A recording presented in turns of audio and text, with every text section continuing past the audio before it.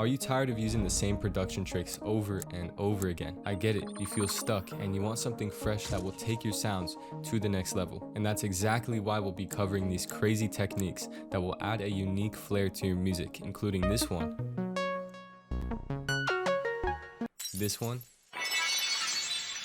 and even this one. And by the end, you'll have new tools that will make your music more professional, unique, and engaging. Let's get into it.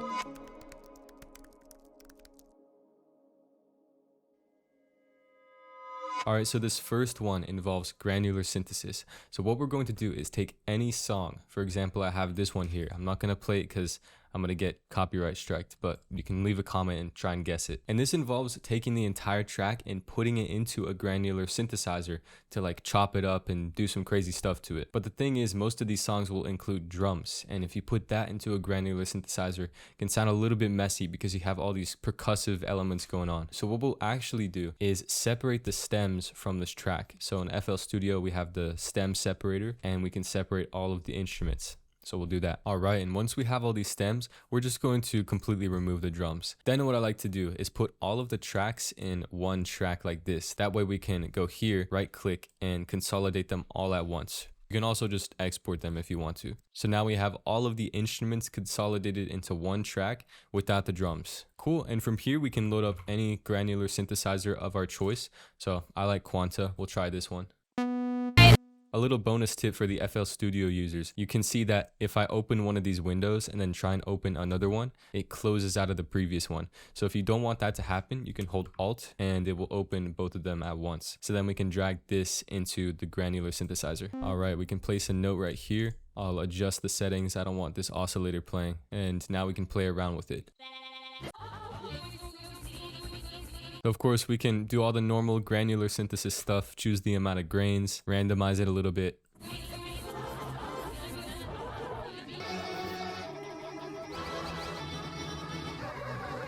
So obviously it sounds really weird right now, it's super random, but we can adjust the settings a little bit more.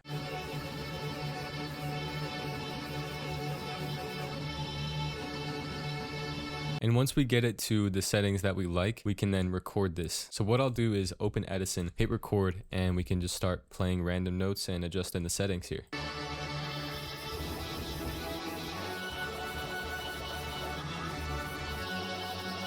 Cool, and once we've recorded in a ton of little variations, we can then drag this back into our DAW and chop it up however we want. So this is the best part right here. My technique is to just take a little segment of it and place it into a rhythm. So we can just do something simple for now. And then take this slip tool to adjust the position of the sample without moving it like this. So maybe I'll take this chop right here. I think it starts right about here.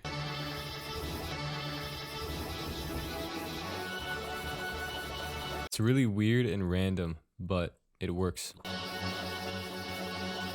I like this last one here as well. Then we can blend all of these chops up with a little bit of reverb, maybe add a bass to it.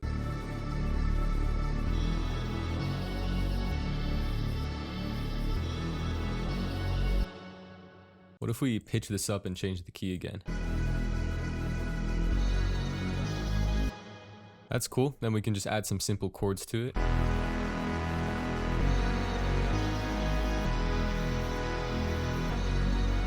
And with all of that, you get this really unique, weird, granular loop.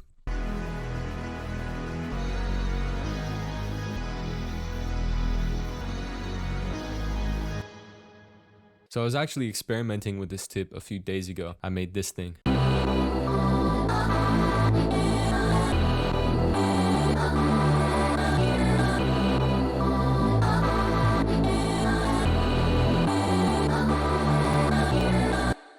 Same technique once again. I took a random track, removed the drums from it, so I just had the instruments and the vocals. I granulized it, chopped it up, added a bass under it, and then you have this. And once again, you can think of layering this with chords, pads, arps, etc. This could even be good for like an intro. So yeah, go experiment with it. So this next one involves taking some random sample, making a weird out of tune ear candy type of sample with it, and then remapping it back into the key of your track. So I know it sounds confusing, let's just dive into it. For example, we could take a glass breaking sound. This one right here. This one's nice because it's kind of tonal, and I think it could be cool if we made some art. So I'm just gonna place a bunch of random notes. Maybe this could be a little bit faster. Yeah, something like that's fine. And this is really weird and doesn't really fit within a specific key. So if you were to add this to any of your projects, it probably wouldn't fit that well. And so really quickly, let's just apply some reverb and a little bit of delay to wash it out more. And then the key plugin here is something that will pitch it into key. So this could be chroma, this could be pitch map, this could even be retune, any of those plugins. So chroma is the simplest. So we can just use pitch map, and then we can go ahead and map this to, let's say, F sharp minor. And now it almost has like a little melody to it. So if your track was in F sharp minor, you could add this and it would be perfect. You can chop it up.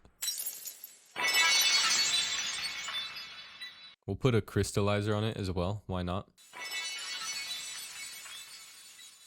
And the best part about this is you can shift it into any key that you want. But because we have pitch map on it, it's going to stay in key.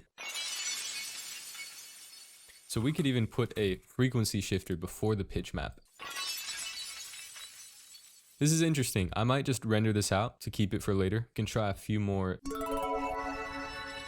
Wow. See, I could be doing this for hours. And each little tweak of the frequency shifter knob just gives it a different tone every time. Okay, I might actually save this project because I want to play around with this later. Alright, so I'm back in one of my projects from one of the previous videos I made, and I added that sample we just made. So it's this one. There's this little fill into the second section of the drop where this sound plays, and I think it sounds really cool. It's like a little ear candy.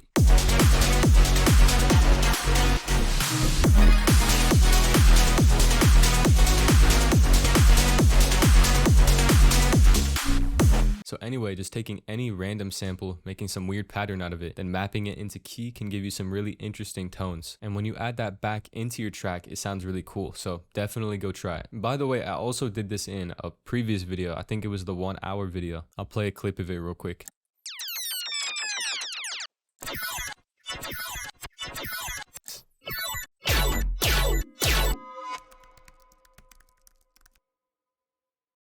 So this next one's a little bit more simple. This is a project I made from a previous video. Once again, I'll play a preview.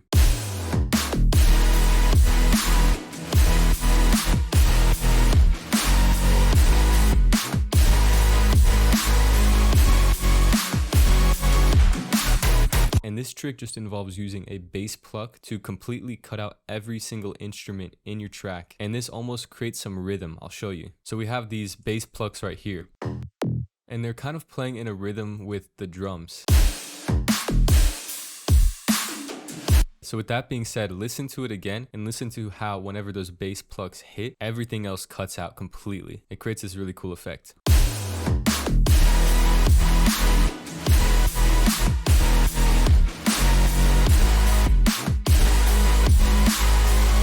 And it happens over here again with this one.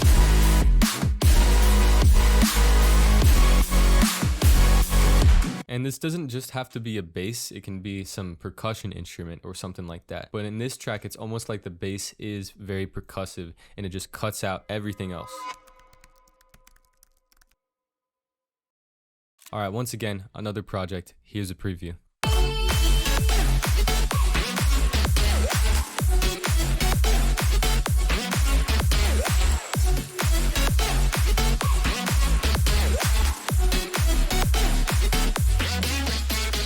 So this trick involves having an A-B drop structure. So what does that mean? Well, you might have noticed with this melody here, you're gonna hear this first section. We can call this the A section. That's gonna play. And then the second part, we'll call this the B section. This is gonna play and have a completely different sound than the A section. Hopefully that makes sense. Let me just play it.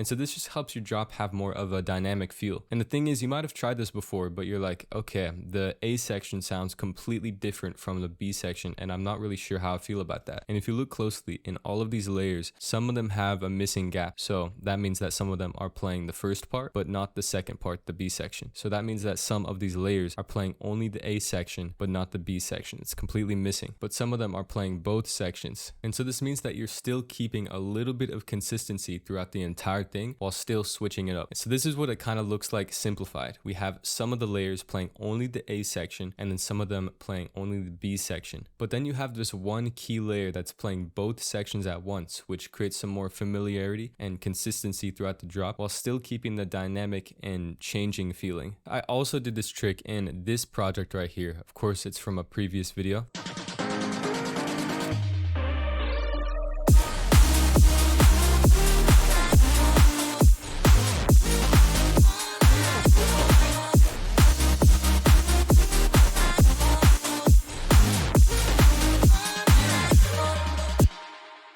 So of course the drop has the A-B structure where it plays one part and then it kind of switches up the rhythm in the second part. This time it's also with the chord layers. So we have the first part being played by some of them, and then some of the layers cut out while others still play in the second part. And some of the melody layers down here stay throughout the entire thing. So once again, you're keeping the movement and the dynamic feeling while still keeping it consistent. So this next one, we're going to be creating a completely random melody. So let's do that real quick. It can just be some random Pluck or something.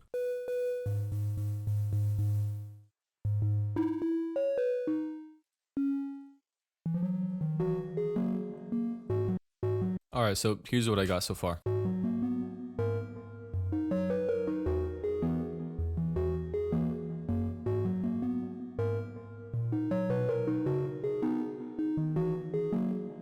Sounds like a ringtone, but that's fine. Next, what we'll do is apply any weird filter to it. So this could be Portal, this could be a crystallizer, anything that kind of gets out of control.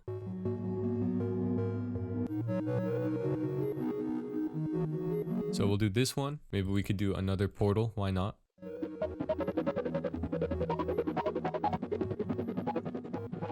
And so now if we play it with these two effects on it, it's just all over the place and doesn't really have a rhythm to it that's going to match our project. So now what we'll do is apply a shaper box to it or any time warping, time shifting plugin afterward. You could also chop it up manually, but what this is going to do is give the portal effects right here, or the random effects that you put on it, more control, and it'll give it more rhythm as well.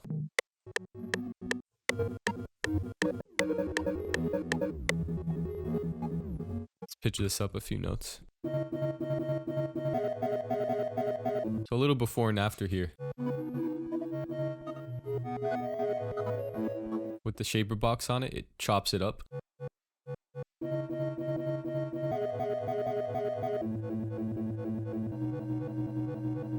Still a little bit dissonant, but it's kind of cool. So now I just want to render this out, try and put a bass under it, because usually this glues everything together. Maybe this time we'll use Diva instead.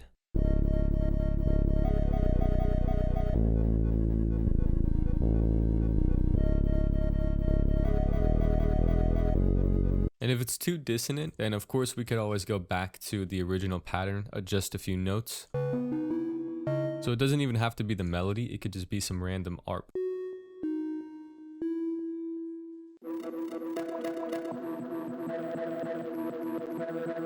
So I just played around with the settings on Portal and stuff like that for a few minutes there and ended up with this weird pattern.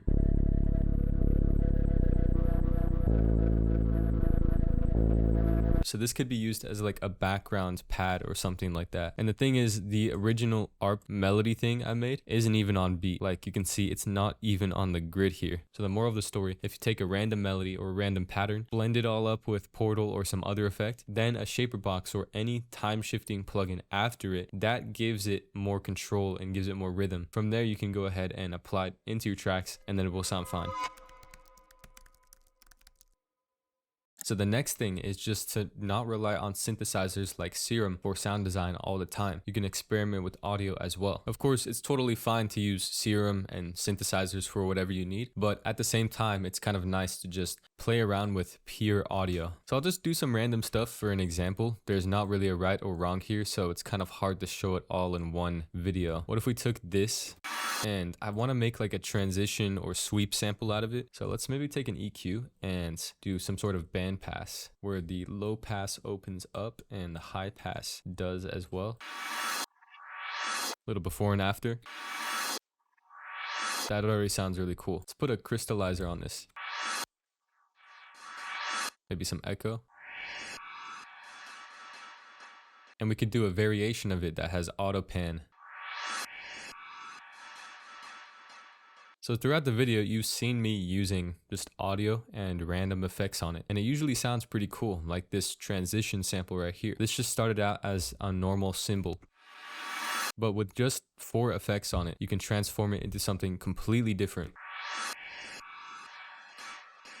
And I think that's also the power of knowing generally what every single effect does, or at least most of them, in your plugins list. So this wormhole plugin, for example, I know this is basically a frequency shifter with a few other nuances to it and like a pitch shifter and stuff. I know it also has some reverb on it. And because I know that this will shift the tone of the sample.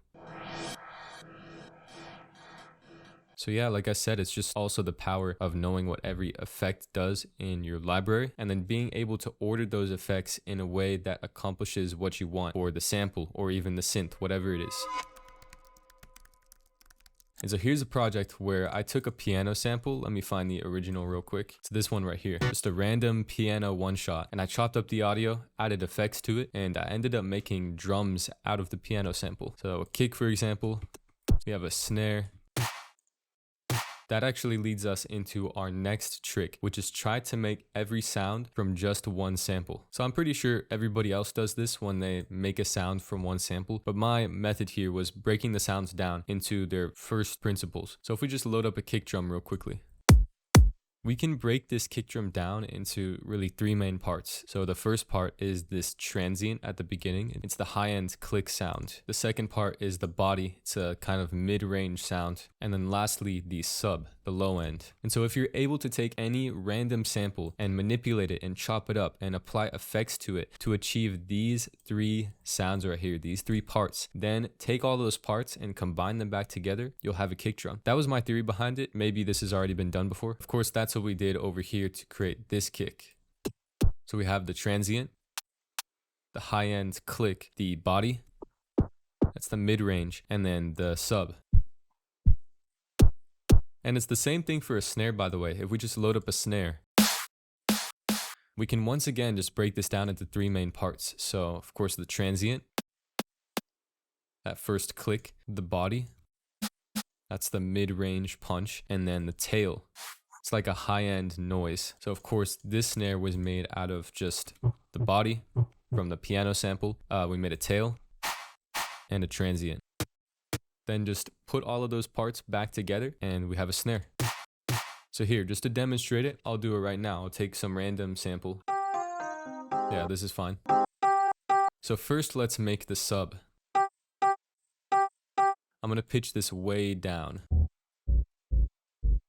We've just pitched it down 2 octaves. So it's a little bit messy. I want to get an EQ and clean this up real quick. Yeah, I'll just take this for now. Maybe get some saturation on it. I'll actually just render this out. Cool, we can keep that for now. Next, let's make the transient. So I'll take this sample once again and pitch it all the way up maybe. Oh, that's super high pitch. Maybe a little bit less. All right, now that we have this, let's go ahead and put it right here. Let's get an EQ on it, some saturation and erosion.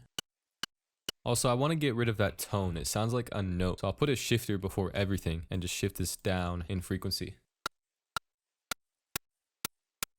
I still hear a note that's going bah, bah, somewhere.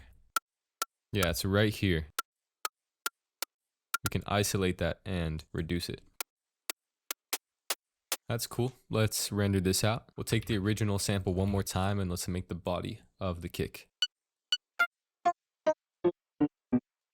So this is going to be in the mid range. I'm just going to keep stacking effects until I get exactly what I want. And so now if we combine all of these parts together right here, we're getting closer to a kick drum. It's not quite there yet, but it's getting closer. Okay, that is getting closer. We're almost there. It's just about manipulating all of these pieces. Kind of sounds like a snare. Maybe a little bit of soothe on it. I mean, that sounds like a kick drum to me. It's not the best kick drum ever, but it's usable. So there it is. We started with this sample here, random keys sample, and we ended up with this kick drum. So this next one is really cool. It's probably my favorite one so far. It involves a note random discrete option in Serum 2. Now, I think Virtual Riot did a whole video on this. I think he was the one that actually requested this feature. So full credit to him. I just thought it'd be a cool idea to put my own spin on this trick. So for example, if we select this option on the level, what's gonna happen is every time we play a new note, let me make this a little less harsh. What it's doing is every time we play a note, it's randomizing the level of this oscillator. And so you can set this on anything. You can set it on the cutoff, for example, of this filter. And so this can be utilized in some really crazy ways. I'm gonna load up the default preset once again. I'll give this a little bit of release here and put a filter on it so it's not super harsh. And just for the example, I made this simple melody.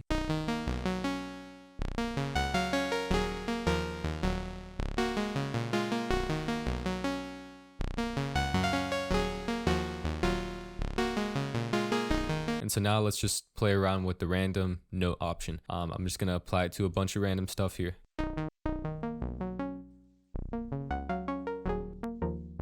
So let's do it on the release of this envelope. So this means that every random note now has a chance of lasting 68 milliseconds or 2 seconds, right? Some are super plucky and short, and some are longer. And let's say you want the maximum value of this random release to be 1 second, for example. You don't want it to have a chance of going all the way to the top here and holding for like 10 seconds. What you can do is go to the matrix and find the release and then turn it down here. So we can turn it down to 1 second or 900 milliseconds, something like that.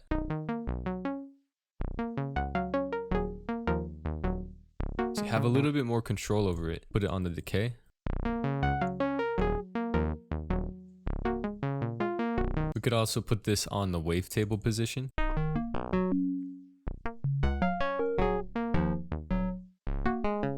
Some of these wavetables I don't really like, so I'll delete some of them. I'll just remove them right here.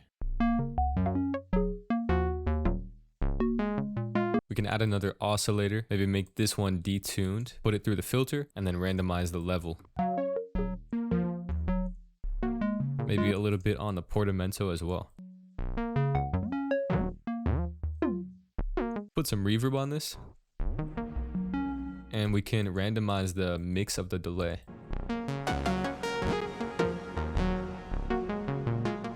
We can even randomize the position of the cutoff here, even though it's being modulated by the envelope.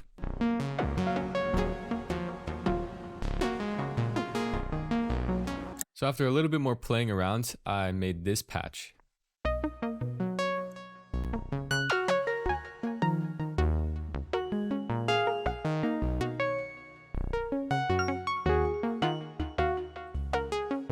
And then there's this diffuser knob. And what this does is just turn on the mix of this diffuser filter right here. So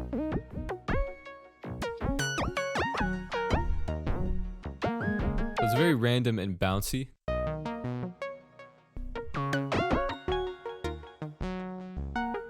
It's fun to experiment with. We got a few more melodies over here.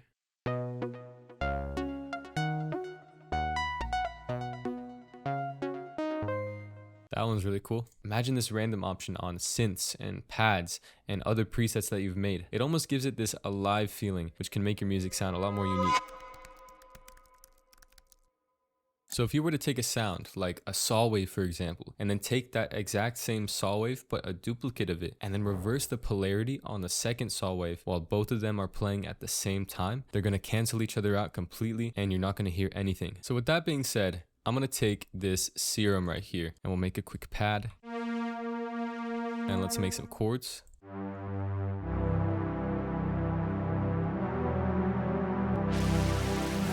Then what we're going to do is render this out. We'll duplicate this render, then we'll double click on it and reverse the polarity. So this is going to like flip it upside down basically. And if we play it, you're not going to hear anything because they're completely canceling each other out. Now if we were to apply an EQ to one of them and raise one of these bands up,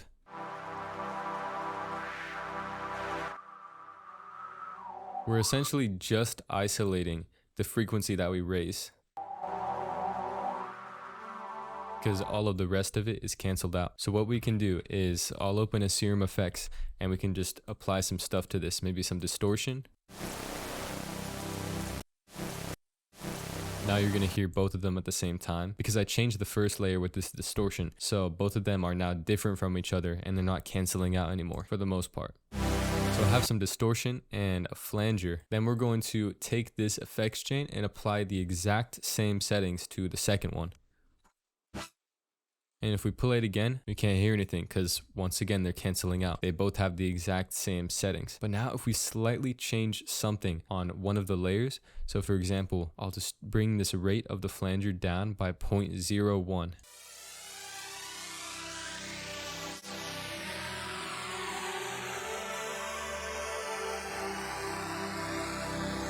You can get some really interesting results.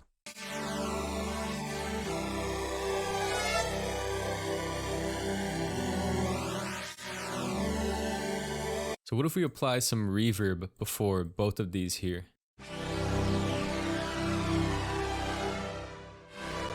Oh wait, hold up. So that's not gonna work because the reverb is randomly generated every time you play it. It's not exactly the same every single time. So therefore, both of these layers are now different from each other and they're not gonna cancel out. Okay, let's find a different reverb that's the same every time. It's not randomized. So I think this one works.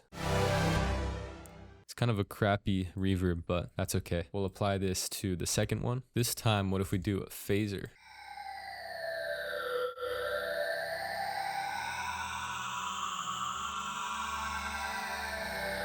So we can like isolate the phaser.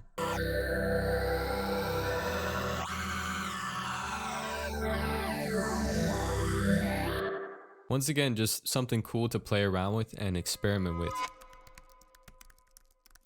The final thing here is effect rack stacking. So just for the example, I'll make a detuned saw, maybe with a little filter once again. We'll place a bass note. And now what we'll do is apply any effects to this bass. We can do some distortion, some OTT, some vocoder, maybe lossy as well. And once you have some experimental effect rack, what you're gonna do is duplicate this a ton of times and then route them through each other. So you're basically just having the same effect rack over and over again. And sometimes this can bring up some really interesting results. Like that. And what if we just keep stacking this a million times over and over again? So right now it's just basically pure glitchy noise, but you have this unique glitch effect that you can add into a dubstep track, for example, or a rhythm track, and then resample and apply more effects to it. So again, a few days ago, I used this technique just to practice it. And I took this saw wave with a filter, some noise and stuff like that, and routed it through this one effects rack a million times. So it has a diffuser on it, compressor, phaser, flanger, just a bunch of random stuff. No right or wrong here. And it ended up making this weird noise. And so I resampled that, converted it into audio, this one right here. Then I put some reverb on it, some delay, and there's this plugin called Clear, and it's specifically made for voices. So I actually have it on my voice right now. You're hearing it. It just cuts out all the little noise and ambience and even a bit of reverb from the environment that you're in. But in this case, I'm using it for sound design, and I ended up making this chord progression out of it.